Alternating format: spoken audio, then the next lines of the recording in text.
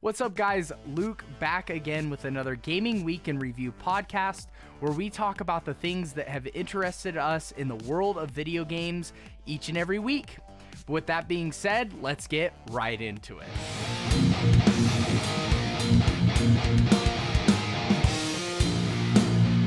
Star Wars Squadrons and Crash Bandicoot 4 are going to be released this weekend, and both are I'm pretty excited for both of those. The Star Wars one is going to be a kind of like a dogfight, like flight, I guess, sim, if you will, arcade sim, and it looks really cool. You're going to be playing on both sides of the Force, and both sides of the Empire, and it's going to have a single player campaign as well as online multiplayer with friends, which is really fun. And there was, if you actually watch the gameplay trailer, I haven't watched any of the reviews of it coming out yet. I'm kind of waiting for the game to come out, and maybe even a little bit after the game comes out, I'll probably pick it up. But from what I saw with the gameplay trailer, there was a huge emphasis on unlockables not being, that paid for sort of format. The games as a service sort of format that people either hate or they don't care that much about. Nobody loves it, but they either hate or don't care too much about it. So it seems like it's going to be, everything is going to be unlockable from playing the game, and hopefully not super grindy, but it is EA, so we don't know exactly until we actually get in and start playing it. But nonetheless, I'm still really excited for this one. I mean, who doesn't like Star Wars flying around and dogfighting and stuff? It sounds pretty fun, as well as teaming up with friends and going out and doing missions.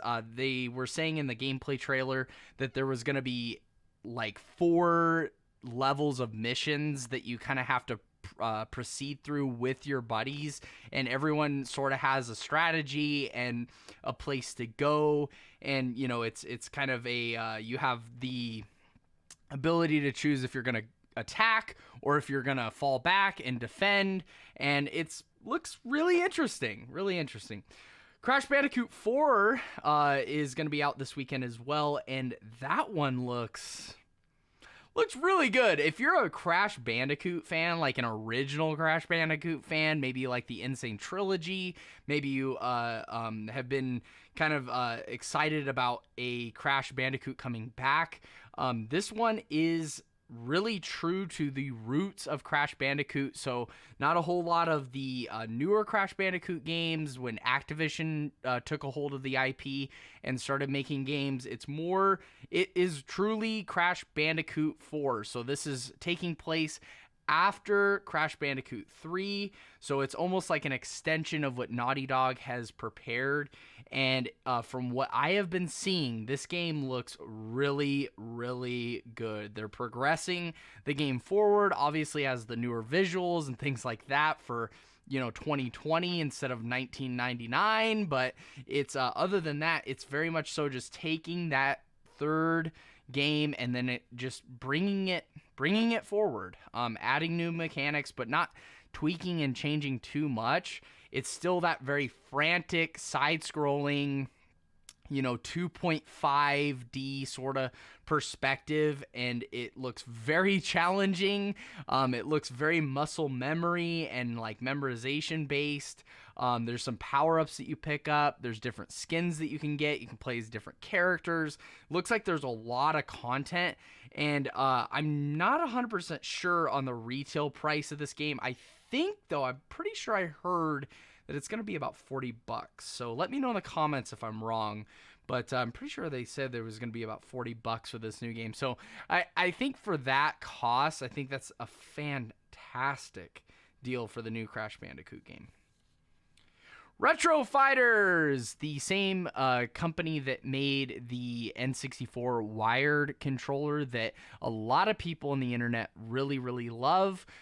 They have announced that they will be starting a Kickstarter campaign. Actually, there is a Kickstarter campaign going on right now for a wireless iteration of their Brawler N64 controller, which is really exciting for me. If you don't know, I actually did make a video about the Admiral Wireless Controller for N64, and that will be in the cards above and in the description below for your convenience. You can go check that out when you get a chance. But this game, just anytime we get a new 64 controller that's wireless, I get pretty excited. So I'm excited that we're seeing more and more of these start to kind of surface and come out. It's about time. Speaking of Crash Panic, it's about time. So I'm excited for this one. It's on Kickstarter right now. It's going to be a 2.4 gigahertz wireless controller with built-in rechargeable battery. It will be recharging through micro USB, which I'm kind of torn about. I know micro USB is the cheaper option, but everything's going C. It would have been cool to see a C charge cable, but you know, it's all good. As long as the thing plugs in and recharges, I'm good with that. Wireless edition is going to have 30 feet of range, which is probably plenty enough for pretty much anybody playing N64. And it'll have 10 hours of battery life, which I think is more than enough as well. That gives you a good, between, 3 and 10 plays of your 64, or maybe even more before you need to recharge your controller. So I think that's more than enough.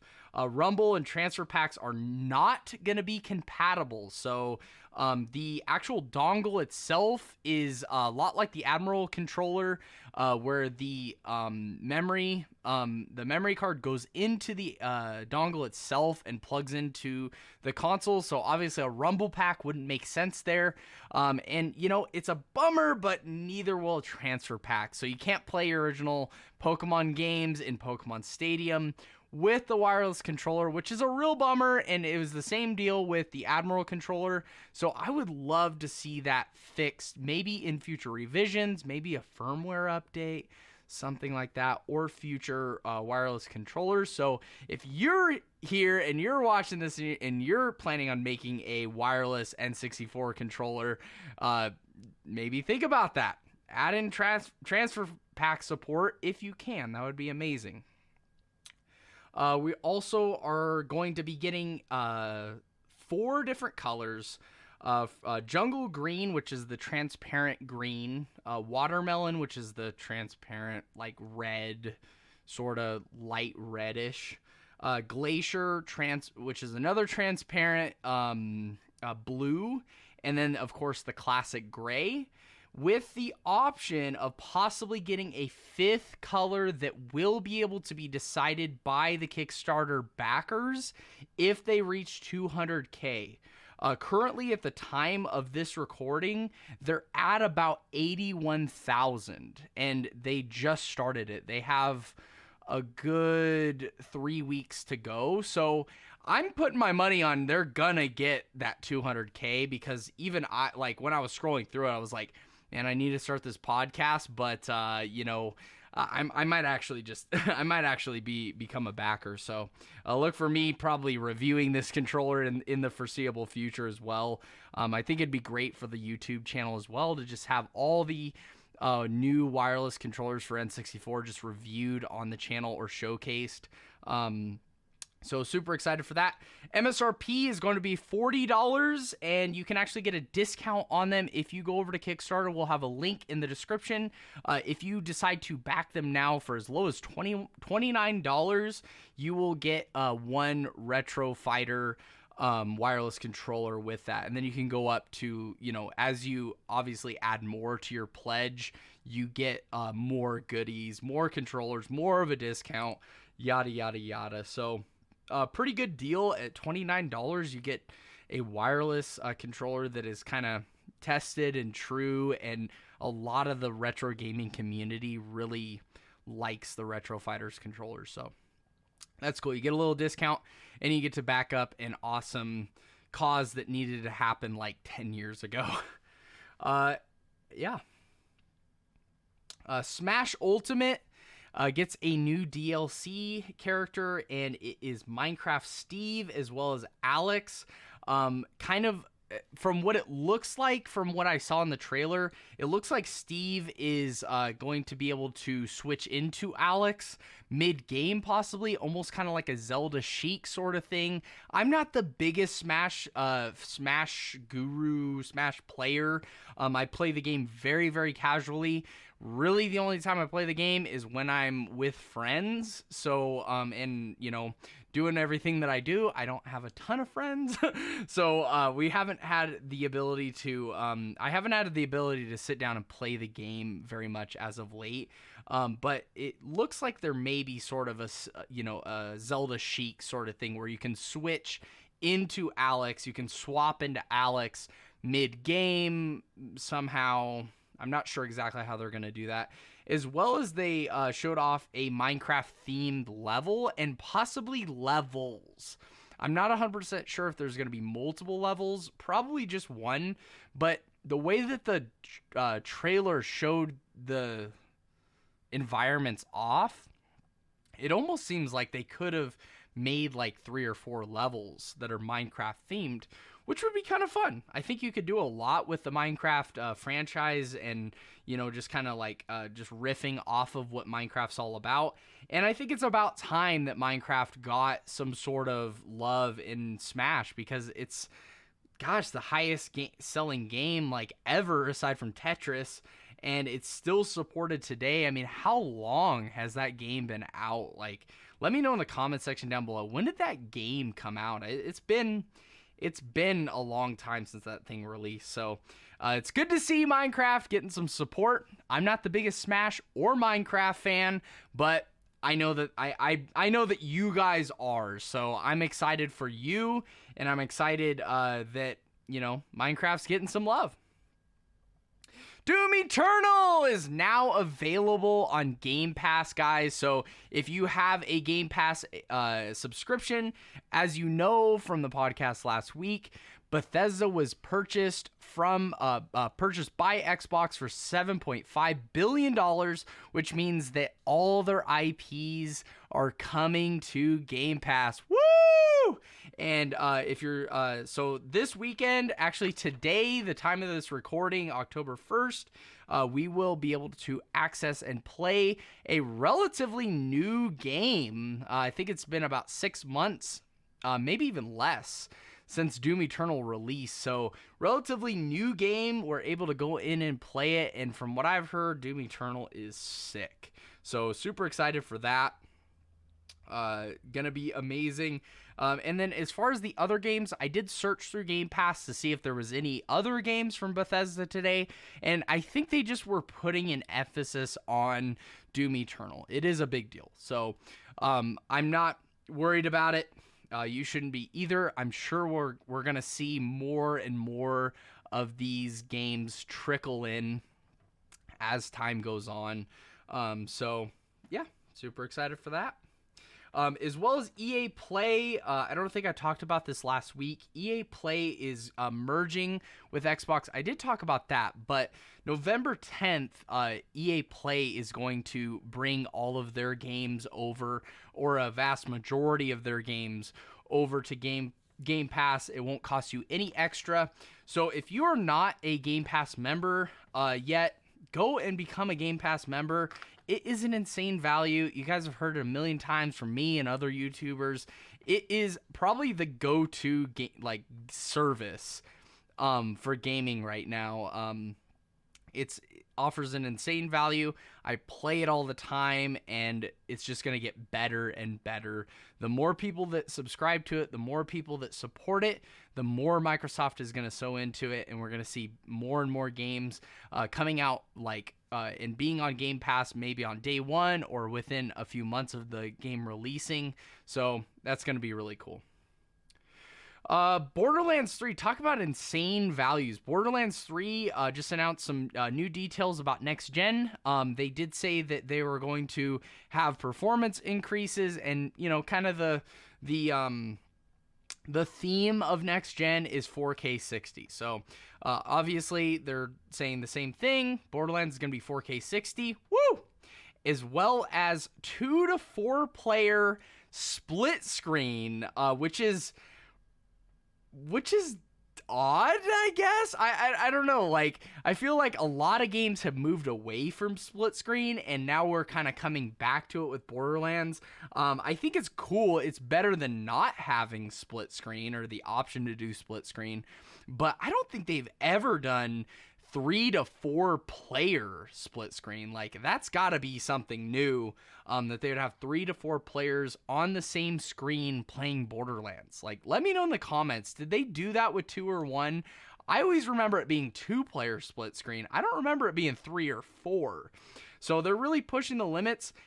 Moving on to next gen consoles. I mean, we already kind of got into it, but now we're really going full force.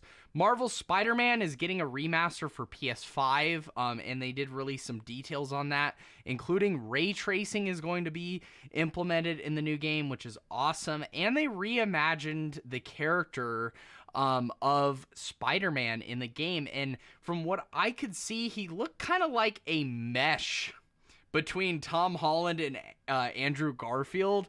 So it's almost like they mashed those two characters together, because I'm sure for copyright reasons they can't use Tom Holland, and for the same reason they can't use Matthew Garfield from the Amazing Spider-Man series, so they just mashed them together and made their own.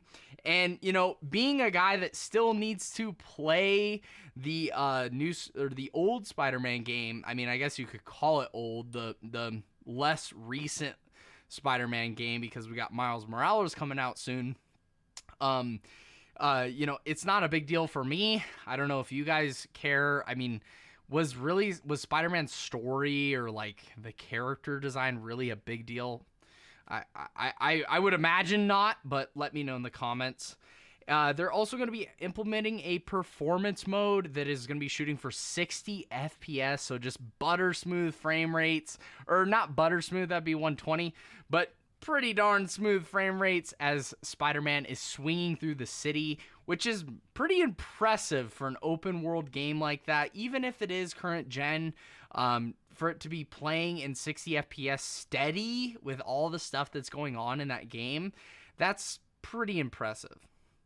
And then also, I did want to kind of mention, this is just more proof that Miles Morales was, I thoroughly believe that this was the same situation as Uncharted 4 with Lost Odyssey. It's the same situation. Lost Odyssey was supposed to be a DLC for Uncharted 4, but the project got so big and they had so many ideas to pour into this thing that they're like, why don't we make another game? And they did. So I have this nagging feeling that Miles Morales is pretty much the same deal. It was probably a game that was developed for PS4, and it got big, and they're like, why don't we just throw this on the PS5? It can be a release title. It can be for PS4 owners to get excited for getting the next gen system, and it could really push consoles. So I think it's a smart move, but I think it's proof that like Miles Morales is not necessarily a next gen game being released at launch. It's more so a previous gen game that got pushed to next gen, so it's going to work on both, and we know Sony has confirmed it's going to work on both systems. So it's impressive. I'll give you that. It's impressive, but it's not that impressive. Like, I saw some other trailers and like cutscenes that looked way more impressive than Spider-Man does. Spider-Man, granted, looks really good. Miles Morales looks fantastic, but it's going to be a couple of years before we really see what the PS5 and Series X have to offer as far as graphical fidelity, frame rate, resolution. Another thing I want to throw in, next gen is not going to be graphically that much better than current gen, but I feel like it's going to be resolution and speed.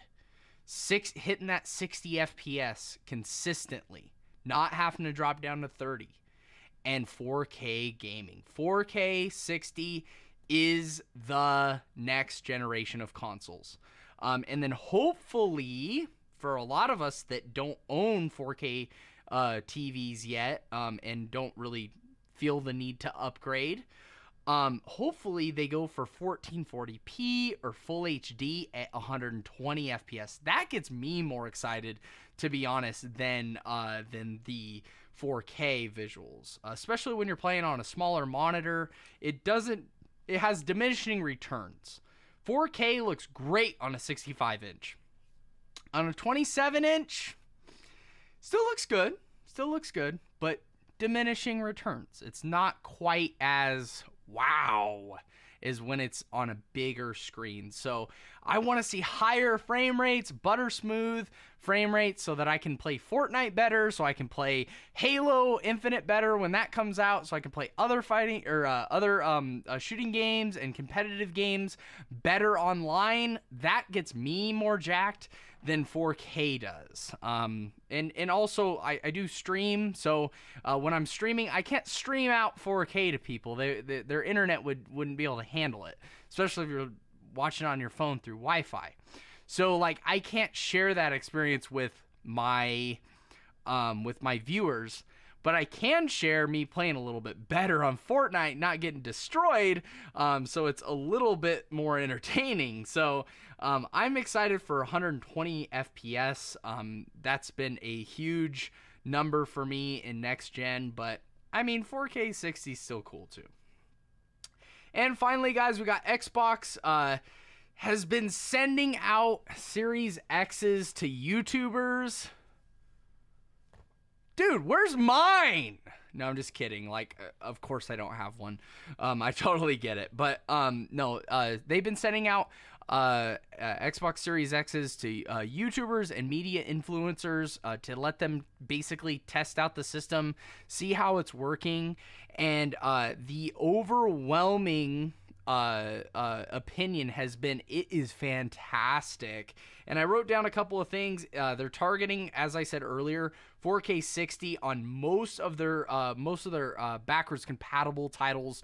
Are almost all they're going for 4K 60 if it's available. Bear in mind that these games, the actual developer has to update the game to support these higher frame rates, these higher resolutions, things like that, which I think might be fairly easy, but I have no idea what I'm talking about. So maybe it's not. Let me know in the comments. So I'm excited for that, man. Like, that's really cool. And then also quick resume is super crazy. Like, they're saying up to 6 games can be in cache, and you can literally bounce from game to game to game to game, and there's little to no loading times. It's just you're playing GTA 4, you're switching over to Ori and the Blind Forest, you switch over to Fortnite, you switch over to Gears 5. Like, it's literally, you can just switch up to 6 times is what I've seen out in the internet through testing, which is fantastic. I mean, who the heck plays 6 games, in one sitting? Like, not a lot of people. So I think it's a bit overkill, but in this case, I'm glad it's overkill. If I have 3 games, I want them all to be snappy and quick. If that's the maximum amount of games that I use in one sitting, I'm excited for that. So I can do up to 6. So that's great. Also, load times are way better. And I think anyone that's experienced SSD tech through PC gaming or just PC use already knows the SSD is way better. This is old news for PC gamers, let's just face it. But for people that genuinely don't really play on PC, they don't have a PC that they regularly use, they usually use their phone as their computer, and they're just console gamers, this is going to be mind-blowing for a lot of you guys. Like, we're seeing load times over a minute in some cases faster than the Xbox One X on the Series X. So this SSD is lightning fast, and that transfers over to every task that you do on these next-gen consoles. And this isn't just Series X. I'm sure PS5 is going to be just as fast or maybe even faster. So you're going to be loading into your system faster. Your UI is going to be snappy and quick. When you're shopping for games online, it'll be quicker. When you're loading up apps, it'll be quicker. When you're switching to different apps, it's going to be quicker. And when you're loading up a game initially, it's going to be faster. So all of that is going to pay dividends in the long run. And I know a minute, it's like, come on, Luke, it's 1 minute. But a minute amortized out, 5, 6, 7 years, that's a lot of time saved. So I'm super excited for that. Just snappy and quick. You're right into your game. That is fantastic and overdue for home console gaming. It does raise the question, though. I wonder if, and this might be a future video, I wonder if I got one of those like really nice Samsung SSDs, tossed it in my One X, and compared it to some of the numbers that have been out in the media. If I installed an SSD into my One X, how close I could get on some of those games loading up. That would be really, really fun. And then lastly, guys, this stuff is all based on backwards compatibility. This isn't based on games that are coming out in the future. Also, this isn't based on games that have been optimized for the console because the console's not even out yet. This is just basically taking a game that has been made for the One X and putting it on the Series X and seeing what the Series X can do. Just wait till they start to optimize these games and update them for the Series X. How much faster is it going to be? How much better resolution and frame rate are they going to squeeze out of this tech?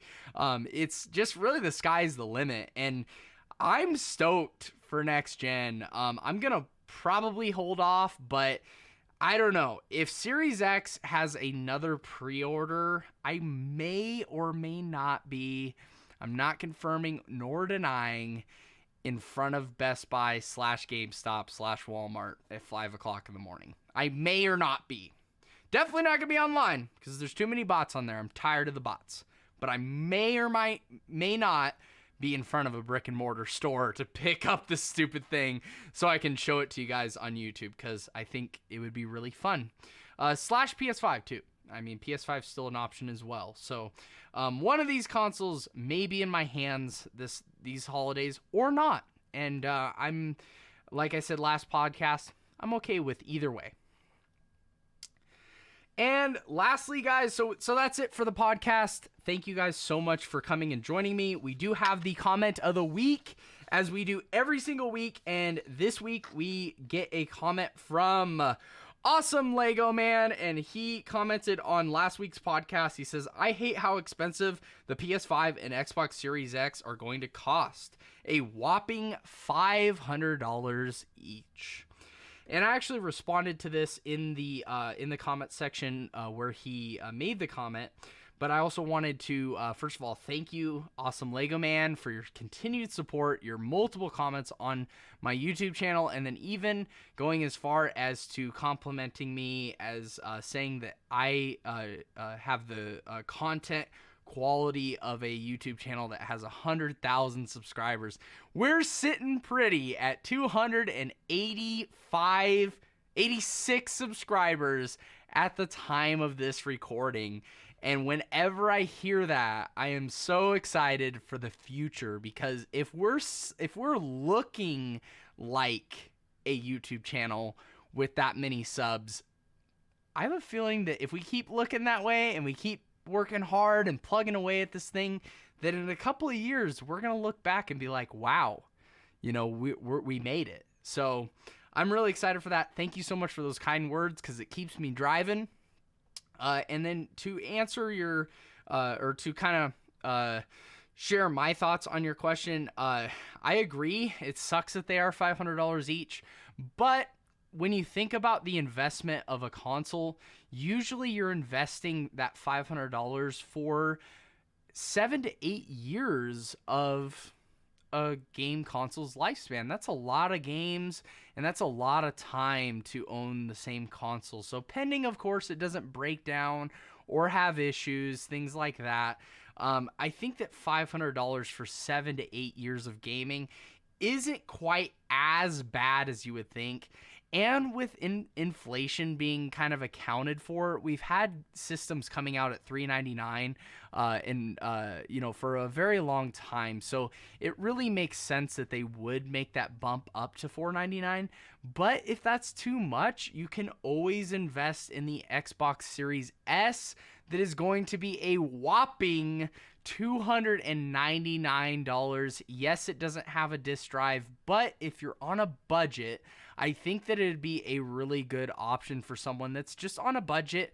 You get that system and you pick up Game Pass, and you can even finance these systems too. They do have finance options. How accessible they are, I have no idea, because the pre-orders are selling out as soon as they come out, but they will eventually have a abundance of stock, and you could walk into a Best Buy / Walmart / GameStop and finance these consoles for as low as, I think, $24 a month. And it includes Game Pass for the duration of your loan. So I think that's a fantastic deal. And it gives us kind of more accessibility, and we don't have to crack that $500 nut in one go. We can pay it over time, 0 interest, all that good stuff. But thank you once again, Lego Man, for that comment. That was a fantastic comment. And guys, I want to encourage you once again, if you're not commenting on these podcasts, do it. Like, think of some creative comments, go against the grain a little bit, disagree with me. I would love that. I'm waiting for that objective comment that's not like talking down towards me, but it's just an objective idea and thought. I'm waiting for that comment to come through on one of these podcasts, so that I can make it the comment of the week, because I don't want to fight you. I just want to show people that, like, hey, I'm open to your guys' opinions too. You have a right to that opinion, and I'm not going to call you a name. I'm not going to put you down for having a differing opinion from me. So just keep that in mind, and let me know in the comment section down below. But that's going to do it for this week's podcast, guys. If you got value out of this video, do me a big favor and smash like, as well as subscribe with bell notifications turned on, so you can catch me every time I post a video just like this, like our podcast videos, or the previous Nintendo Sucks Part 2 video. If you want to kind of get angry as a Nintendo fanboy, go over and check that one out. Actually, no, it's just a really fun video. Go and check it out. It's fun, and it's enjoyable. And just remember, while you're watching it, I love Nintendo. I'm not like a Nintendo hater, okay? I play Nintendo on a regular basis. But I just wanted to make this video because I thought it was really fun. And then I want to know from you guys, what are your thoughts on the new Smash character? Are you excited for the new Minecraft Steve? And Alex, are you not excited for it? Let me know in the comments, as well as the two new games coming out this weekend, Crash and Star Wars Squadrons. Are you gonna pick either one of them up? Are you gonna skip on either one? Let me know in the comments. And lastly, what do you think about next-gen console performance? I am so stoked to be playing games in 4K 120 FPS maybe, but most likely 4K 60 FPS for next gen. I think it's going to be amazing, but I want to hear from you guys. What do you guys think about next gen performance? Is it going to be great? Is it going to be a turd? I want to hear from you. Let me know in the comments. But until next time, guys, Luke from 8-Bit Plus signing out, and I'll see you in the next one. God bless.